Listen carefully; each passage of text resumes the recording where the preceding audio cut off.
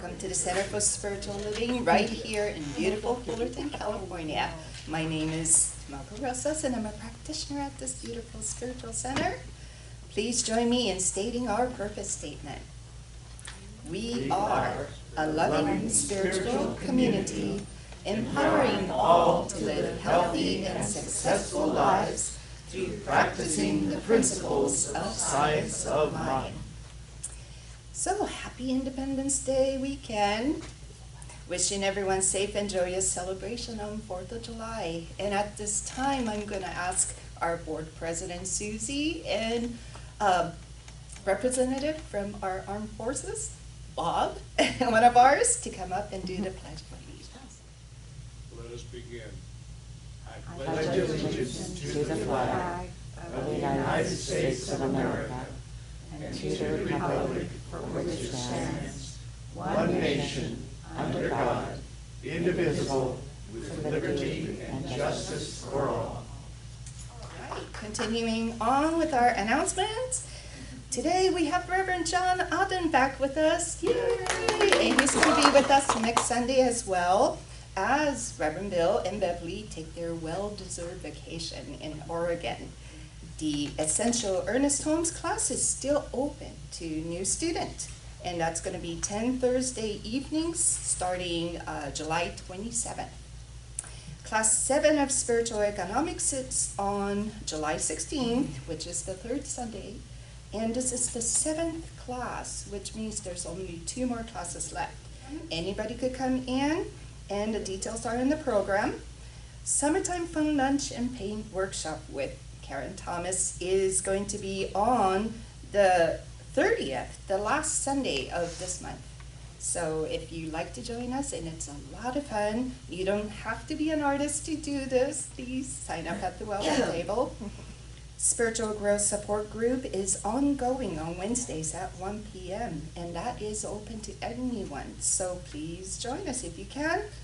And calling all students of Science of Mind, please join us in honoring our students that successfully completed CSL accredited class during the school year 2022 to 2023. That's going to be on July 23rd. I have the wrong date in the program, so mark your calendar.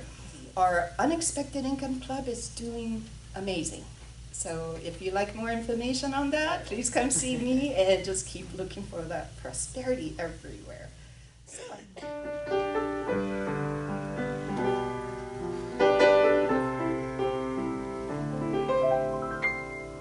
need to be still and let God love me. I need to be still and let God love me. When this old world starts to push and shove me, I need to be still and let God love me.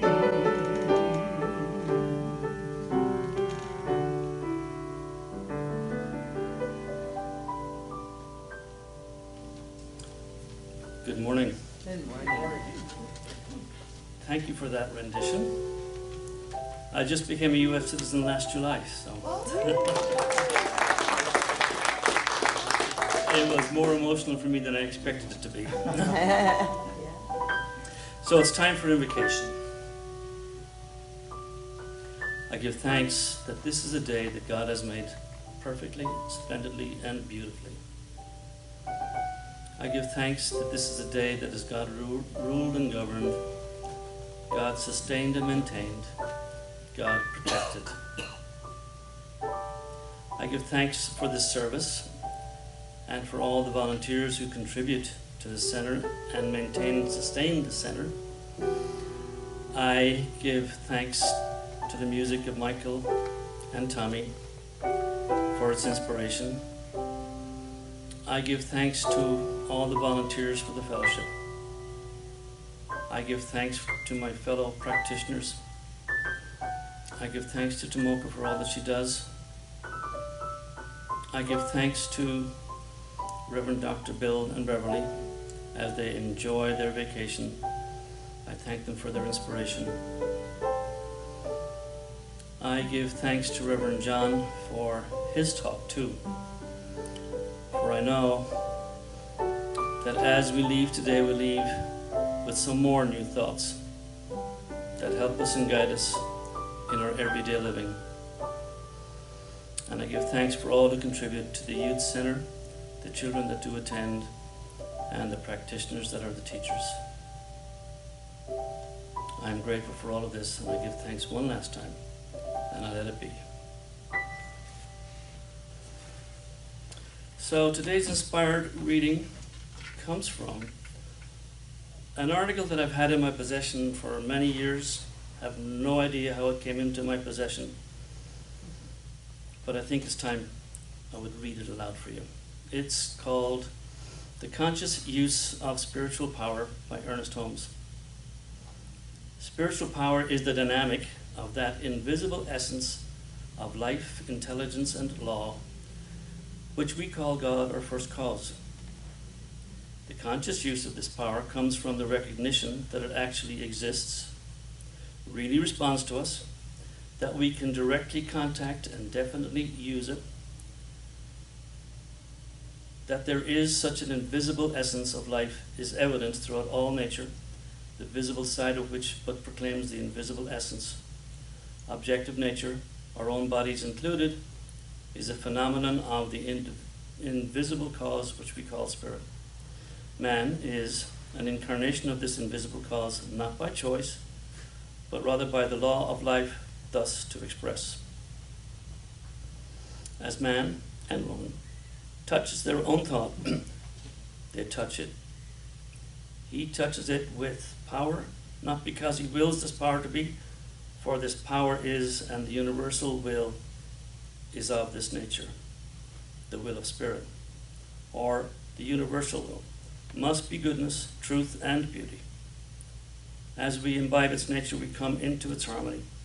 The will of God is peace. Only the finite is confused.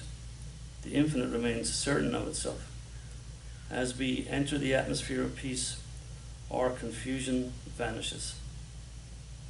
This is not done through objective power nor by might, but through a realization and an embodiment of that presence which transcends confusion. The spiritual presence in the universe is real and dynamic. It surrenders itself to us in such a degree as we comply with its nature. Our consciousness is so at one with the universal law of cause and effect that when we know confusion, we become confused. When we know peace, we become peaceful. All have spiritual power, but only a few consciously use it. As time passes, larger numbers of people will come to make conscious use of this power until finally, a majority of the human race will be guided by that inner inspiration which guides men's feet aright. Then many of those questions which are now so perplexing in the social and economic order will be permanently answered. And now we pray. And this is from a book also written by Ernest Holmes entitled How to Use the Science of Mind. I know that the Spirit within me is God. I let the Spirit, which is perfect, complete and whole, flow through me. I let the Spirit of love and peace permeate my inner being, desiring only that which is good, seeing only that which is good. I have faith that my word shall not return to me void. I surrender myself completely to this faith, for I know that there is a creative spirit which gives substance to this faith, which will provide the evidence of this substance in actual fact. I know that my faith operates through an immutable law, and that there is no possibility whatsoever of its failing. I expect them to meet my good, and I rejoice in the anticipation of this good. I know that good alone can go from me and return to me. Therefore, I rest in calmness and confidence, knowing that divine love and infinite intelligence will guide and guard. And so it is.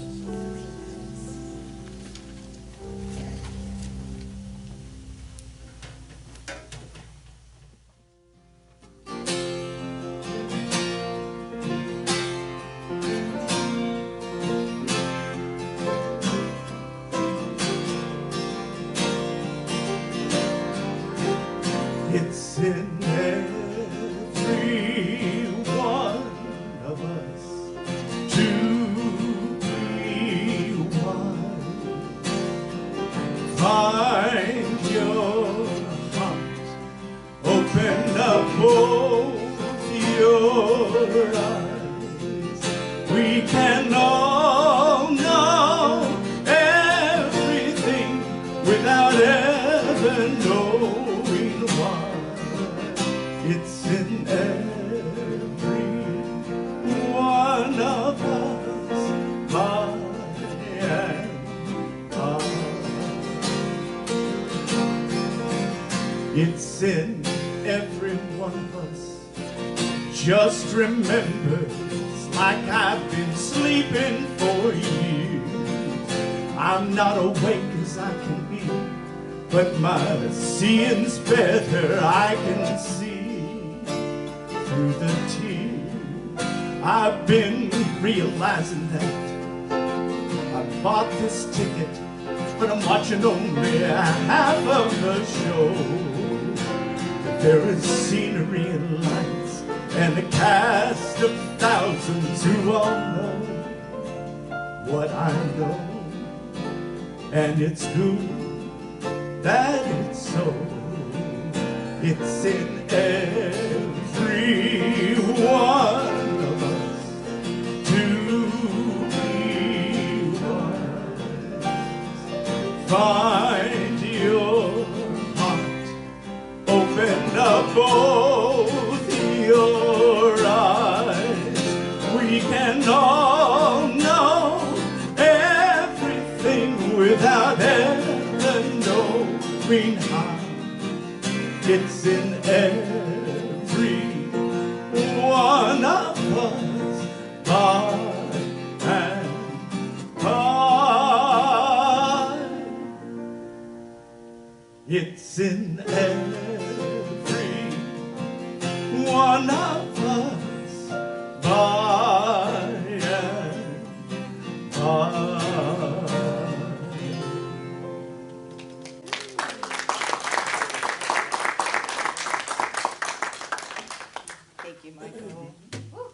Well, now it's time for Reverend John. Please join me in welcoming Reverend John Aidan. Hey!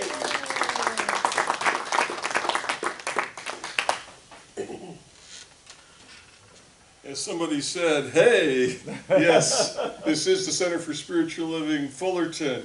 The 4th of July is happening, and I am Reverend John Aidan. Good morning, good morning.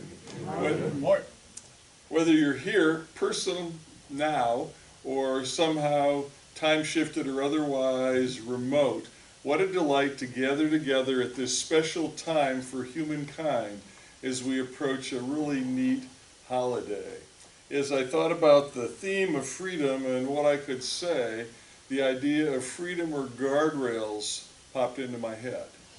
And I wasn't sure, freedom or guardrails. I was figuring out, 4th of July, freedom is kind of a natural. But I thought of guardrails because I also realized there were things I was looking at, like use of some technology, that AI stuff, and some actually ministerial work that I was doing, where people were saying, maybe we should exclude it from social services and ministry, maybe we need guardrails.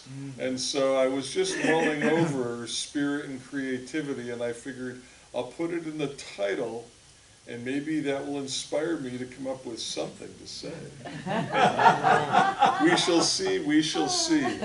And as I headed over here on a day when we're in a holiday that leads up to like fireworks and rituals like the charring and consuming of hot dogs and marshmallows and all kinds of other delights, getting sticky with watermelon and kids running amok. I also noted that it was feeling a little different today as I didn't have my darling Joan with me. But as I reflected on that, I figured I would tell you because it made a perfect example, a different way to go into what I believe, what Aidan invoked when he set the stage with the meditation prior with the inspirational reading, where the same kind of really rich, flowing human stuff that Tommy and Michael brought us with the music. So follow this. I just spent a week up around Willits, California, driving there and back with my Joan. She took me up there to see where her family has had property for decades, to hug redwood trees. And I would tell you that they're really big, they're kind of rough, and my sense is that they're rooted in spirit, because just walking out into a redwood grove and standing there and drinking it all in, how can one not have a sense that the trees are part of spirit, part of beauty, part of something that's just timeless, great, and powerful. So I think I've scrubbed off all the redwood bark pretty well.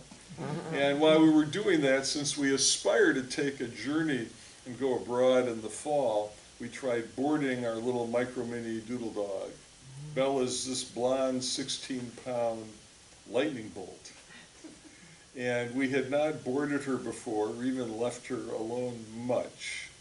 She had us wrapped around her finger and we missed it. But a pandemic will do that to you, stuff happens. So we get her back a little bit early from the boarding yesterday, and she keeps disappearing. Joan or I will say like, well, where's Bella? And she's melted into the other person's arms, just like melted.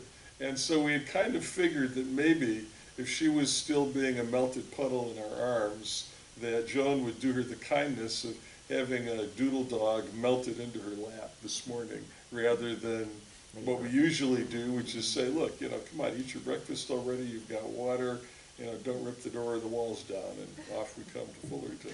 So today, it's Joan and Bella, but I'm sure when I'm back next week, after I figure out what to say about creating in the new world, we'll have Joan and John. But to me, when I talk about the way Bella melts into her mom or dad's arms, I'm going to talk a little bit about our engagement with spirit, trusting our identity as a spiritual being in this human round we're having here together. I would suggest you imagine being that close to the Great Spirit that's really calling and seeking to work for you, around you, and through you. Just think of your favorite pet, a child, that melting, that closeness, that safety, that protection. I believe that the best way we exercise freedom with guardrails is by melting into that embrace of spirit. My sense, after I got some cool readings and did some meditating on it, is that's really the gem. It all boils down to that. Different ways to say it. Modern ways from Ernest Holmes, who's I think modern, and ancient wisdom, I'll share a little bit of that it all comes down to if we can live and act and find our next step with spirit, creativity and freedom and enjoyment happens. Working and living and serving within guardrails happens. And that same practice, I believe, can make headlines, problems, and stuff that can get us torqued melt away. Can that be? Let's go on a little journey and try to figure this out. What do we know? You've got the opportunity, for example, to dive into a class with Dr. Bill, and I was off enjoying Oregon. I don't know if they hug redwood trees in Oregon, but I'm sure he and Bev are in the commune with nature, as it were. So when that class happens, dive in deep, to Ernest Holmes. This is a cool dude. Like, what does he give us on freedom and the science of mind on page 268? All nature conspires to produce and manifest the freedom of the individual, that it may unloose its own energy. So we're these spiritual beings, we have freedom. And what is all of nature trying to do? Produce and manifest the freedom of what? Some archetype, the God on Mount Olympus? No. The freedom of the individual. Individual, individual, individual, individual. We are created free. Sure, we can get into separation and take off our freedoms and walk down a different road, but our birthright and our creation is fully free. Yeah, that it may unloose its own energy. That's what nature wants to do, by emulating our freedom, whether we practice it or not. It's like our individual freedom. We may be sure God is for us, whatever our conception of God may be, whatever our conception of the relationship of Jesus and the idea of Christ to humanity and God and our own salvation may be. This thing must act in accordance with the definite law in the universe. And this law says that whenever and wherever there's an adequate subjective image, get inspired, be intuitive, have an adequate subjective image. That's enough, which does not contradict the nature of the universe. Built-in guardrails, folks, built-in guardrails. That image will not only tend to take form, but will take form and will manifest. I mean, black and white, can it get any simpler? Now the question is, are we willing to trust it, try it, and prove it for ourselves? I believe the kind of the discipline of science of mind is study up a little bit, what is it? And then try it, prove it. Don't take anyone's word for it. Prove it. Use it as you learn it and practice it and can trust it. Okay. This law we did not make and we cannot change. Now maybe you've got a story you want to tell me after service today about somebody who did change the law and succeeded. You know, maybe they waved their wand and floated off to Mars. There could be some exception, but I haven't heard of it and I'd be doubtful. So how do you feel about that? Being a template for the call to freedom for all of nature by what we're given as humans. Like, what are we here now? Are we feeling empowered, frustrated? Where's mine? Or maybe a little bit scary? Like as Marianne Williamson is often said to say, you know, maybe our power scares us a bit sometimes. I've been there, I've had that. So let's try to get a better perspective. I like to triangulate, look at things a different way, pick it up, turn it around.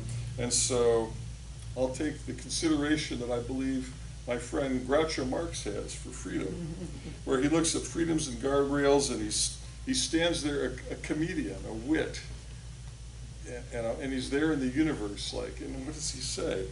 I, not events, have the power to make me happy or unhappy today. I can choose which it shall be. Yesterday is dead. Tomorrow has not arrived yet. I have just one day today, and I'm going to be happy in it. So, as a spiritual being in this human experience, what might be a good choice if you're wondering, well, what do I do? Start with, hey, be happy today. Go with that one. Give it a try. Now let's go back a bit to some ancient wisdom. And I love some of the letters of the Apostle Paul. You give the guy a piece of paper, a pen, or maybe they did it on a tablet and a UPS box was delivered, I'm not sure. But you let him address a message like to the Galatians in chapter 5, verse 13 through 15. You, my brothers and sisters, were called to be free, but do not use your freedom to indulge the flesh. Rather, serve one another humbly in love. Humbly in love. For the entire law is fulfilled by keeping this one command. Love your neighbor as yourself. And then he gets really practical. If you bite and devour each other, watch out, or you will be destroyed by each other. And there we have Paul's synopsis centuries ago of a lot of the headlines that flash by today where I'm like, really? Really? We need that? Does this make sense? I'll give you just a recent example of how this kind of thing happens, setting the heart, reaching out into the universe. I was looking for some inspiration to put finishing touches on what I call spiritual care everywhere. And I was asking to see this Stanford professor. And I'm like, some ministers trying to ask to see a Stanford professor. And he was saying, like, oh, there's ministers like on the campus, go see one of them. And finally he said, okay, I'll see you. And the guy arrives, he's got 30 minutes during the week, and we're passing by, coming south. And he comes zooming up, he's like, not a senior professor or something, more of a junior professor in his career. So no surprise he comes zooming up on his skateboard to the place he designated us to meet. And we talk a little bit, and within the half hour, I got all the answers I wanted, and I got pointers and hints on stuff I never even asked him about. Just by reaching out into the universe and asking, like being free to ask, free to listen, free to do something that if you just said I was going to do that, or some minister was going to do that, or he was going to say what he said, not objectively expected. But if you reach out and ask the universe, which is populated with all these spiritual beings having their human experience, this kind of stuff happens. I believe this template we're getting at through New Thought and Ernest Holmes actually works. So let's take it a little bit deeper, go a little further.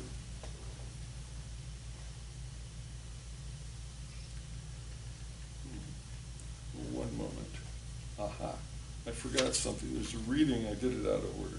I wanted to share a definition that Charles Fillmore gives in the Metaphysical Bible Dictionary, because I believe he goes pretty deep, but the way he goes deep, if you just step back and you say, what's Charles' message for me? It's very simple and useful and very much reinforces what Ernest Holmes says in some of the Bible wisdom. So he's got freedom defined on page 219. And I think he's actually a very passionate guy writing in the northern Midwest as he did quite so long ago, a very passionate guy.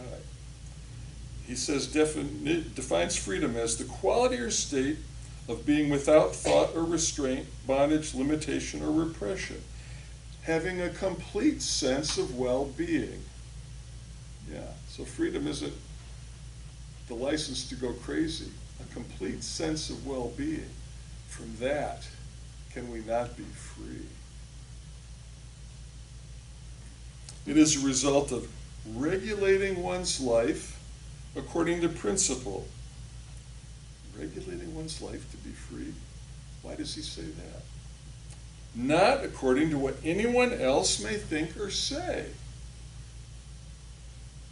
Live by divine principle, not by the shoulds, oughts, and musts of other people. Live from your own heart and your own spirit. We can never know the full meaning of freedom until we abide in the Christ consciousness.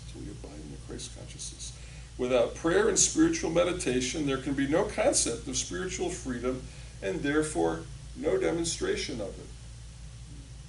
It is gained only through spiritual development, gained only in long hours of communion with God in the silence. Liberation from bondage comes as we first seek the perfect mind of Christ. Did I just say you all need to go be a monk or a hermit? I don't think so. I choose to listen to it this way. The best-selling author Malcolm Gladwell wrote that people get really, really good at anything they get into by 10,000 hours worth of practice. And I don't think he meant that the people who achieve success in golf or other sports or business or service or creative arts, that they go, okay, on the next 10,000 hours I got to get really good. I believe what it is just a little bit of time with the practice that's important, that we love. So, just pray a little bit, just meditate a little bit. And do it, morning and evening, right? Be regular. Carve out a little bit of time, let it add. Feel your connection with Spirit grow. Want to grow faster? Go faster? Sign up for the class. Study with someone who's got a little bit of a framework to boost you and help you go faster. That's the path. So it can seem hard, what Fillmore says. It's a little bit intense. But now let's go back into the Old Testament. Now I like the New International Version, which has a couple different translations. They've got one where they talk about building guardrails in Proverbs. And the particular translation that I like, that I chose for my divinity school studies, uses take refuge as being synonymous with build guardrails. Proverbs chapter 27, verse 12. The prudent see danger and take refuge, but the simple keep going and pay the penalty. I'll use the other interpretation, translation. The prudent see danger and build guardrails, but the simple keep going and what do? Pay the penalty. So can people ignore the law, practice separation from their spirituality? Sure, free choice, friends. Do what thou choose. And what's the consequence of ignoring wisdom, love, and that bright light of spirit inside? Stuff happens. Pay the penalty. So are there people screaming in agony what they don't like or what have you? And so, is that reality? Is that like an evil devil god come down to wreck humanity? Or is it just as simple as people go, I don't want, I'm not going to do that, and then they just get to pay the penalty? And might they encounter pain and hardship and complain about it? I've made mistakes and done stuff, and I've paid the penalty. And yeah, I complained, and then finally I took a step back and said, wait a minute. I can calm down. I can get within my heart. There might be a choice. Find the choice. So what would finding the choice look like? I wanted to heal my left foot to be able to dance with Joan. It's been an issue for me for quite a while. I present the left foot that needed healing. And I found a surgeon that specialized in not operating on feet. I thought if I went to the kind I'd never seen before, where you think they're going to apply the ether and have the scalpel going in 10 seconds if you're not quick-witted. This guy lays it out there. He's a surgeon for feet and ankles, lower extremities. And he helps a lot of athletes who do what? Crazy stuff on skateboards and snowboards and surfboards, and you see these accidents and people get whacked physically and they need help, and he does that. But his mantra was operate last. So I go to see him after putting off help ever since, how did I mess up my foot? I did tell my horse to step there. As a one-time horse, he stepped where I said. I should have never had my foot where I told the horse to step. Even with my protective cowboy boots, bad choice, John. And they take x-ray pictures and they say, here's a normal ball joint and here's what you have on your left foot. Ain't no ball joint. No wonder it hurts to beat the band when you try to do athletic stuff on it. So I finally see this guy, and I won't take my shoe apart, but he says, you go get this rigid plate at an orthotic shop or on Amazon.com if you want to be economical. Stick it under the insole in your shoe so you don't bend the ball joint you don't have, and you won't hurt so stinking much. And if that works for you, be happy. This is me being happy. And because I prayed and meditated, I was fearful of what was going to happen. I don't do well on foot pain. And Joan will tell you there's various kinds of physical pain, and I do well on physical pain. And she thinks the noise I make is out of proportion to what the pain could possibly be. That's something we can discuss. But I'm in there seeing this guy, and as long as he's gotten an idea about my ball joint in my foot, I ask him about this problem with my big toe getting ingrown toenails since, it'd be like over 50 years. Because the pediatrician that fixed it the first time said, oh, this won't hurt a bit, and then used the pliers and went yank. Oh. And so I'm thinking, like, letting anybody who's, there's no pain people near that toe, because there was pain I probably still haven't even felt yet from that one, the waves that are coming from the past. So the guy said, no, actually, I don't do that. And I thought asking somebody who doesn't cut would be the place. But he said, go see this person, tell them what you have, pay close attention, give it a chance. So I go see this podiatrist, and I go, podiatrist, they do sharp things near your foot. Ooh.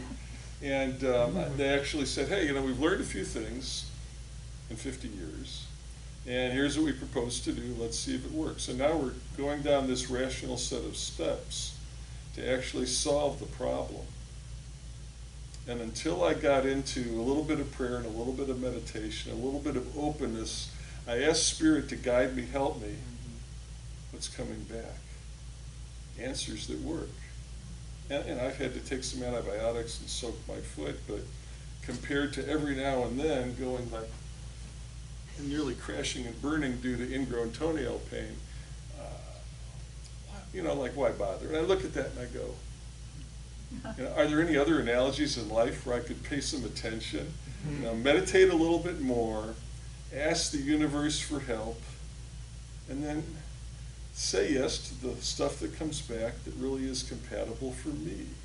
How's that for freedom combined with guardrails, right? So as we look at that, I'm not saying to ignore afflictions, but rather, as we know from science of mind, focus our attention and energy on goodness and healing, and then lean in to the answers we get as spiritual beings in this life that we share. The God around us is here with answers, help, and support. So use the wisdom, lean into it.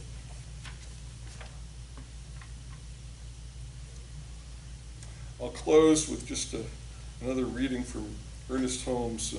It goes from page 184 to 185 in the textbook. Disregarding all evidence to the contrary, the student of truth will maintain that he lives in a perfect universe and among people potentially perfect. No fantasy that people are, but all people have the potential, potentially perfect. He will regulate his thinking to meet this necessity and will refuse to believe in its opposite. At first, he may be influenced by conditions, and we may appear to be weak. But as time goes on, he will prove to himself that his position is the correct one. For that which appears imperfect will begin to slip from his experience. Focus on the good. Allow the imperfect to slip away. To daily meditate on the perfect life and to daily embody the great ideal is what? Is the royal road to freedom, to that peace with passionate understanding, and is the happiness to the soul of man. Let us learn to see as God must, with a perfect vision.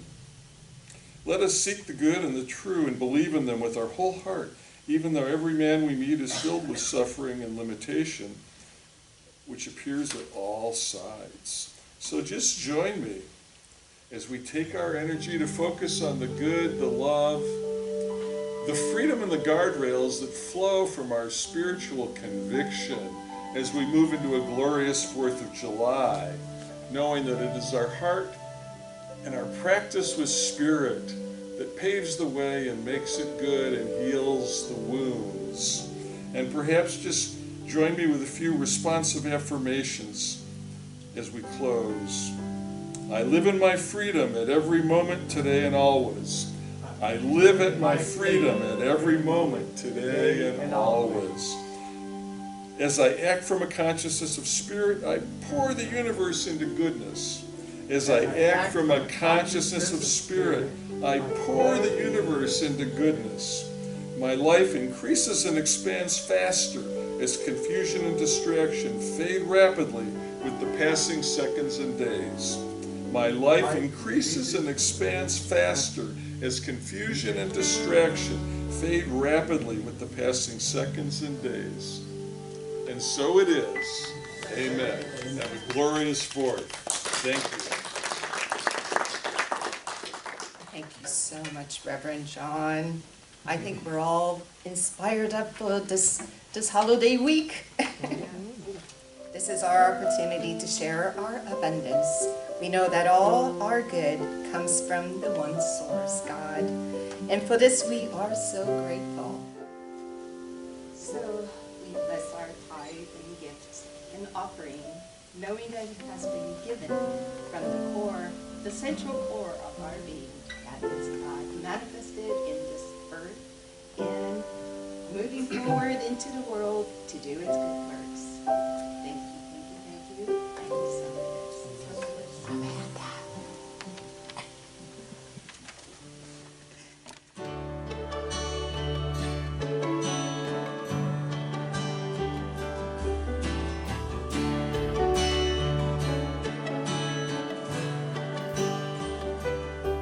If tomorrow all the things were gone, worked for all my life, and I had to start again with just my children and my wife, thank my lucky stars to be living here today, 'cause the flag still stands for freedom and they can't take that away.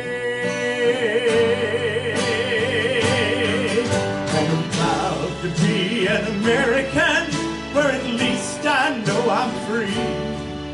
And I won't forget the men who died who gave that right to me.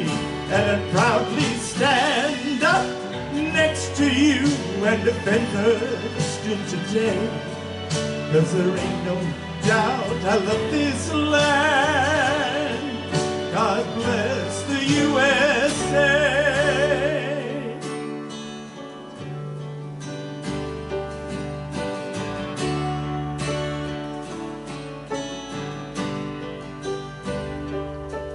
From the lakes of Minnesota to the hills of Tennessee, across the plains of Texas, from sea to shining sea, from Detroit down to Houston, New York to LA, well, there's pride in every American heart. It's time we stand and say, I'm proud to be an American, where at least I know I'm free. And I won't forget the men who died who gave that right to me. And I proudly stand up next to you and defend her still today. 'Cause there ain't no doubt I love this land. God bless the USA.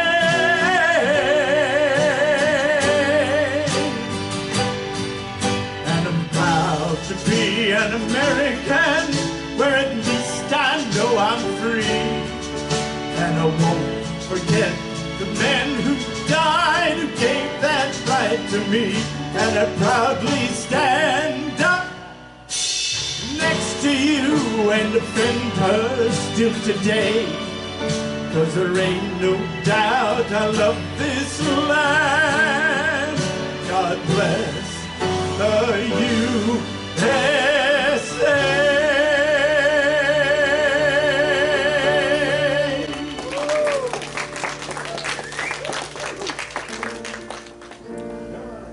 Something wonderful is happening through me right now. Something wonderful is happening through me right now. It's happening in my mind. It is happening in my mind. It is happening in my body. It is happening in my body. It is happening in my affairs. It is happening in my affairs. I think it. I think it. I feel it. I feel it. I see it. I see it. And I believe it. I believe it. I know it. I know it. And I accept it. And I accept it. Thank you, God, in me. Thank you, God, in me. And so it is. And so it is.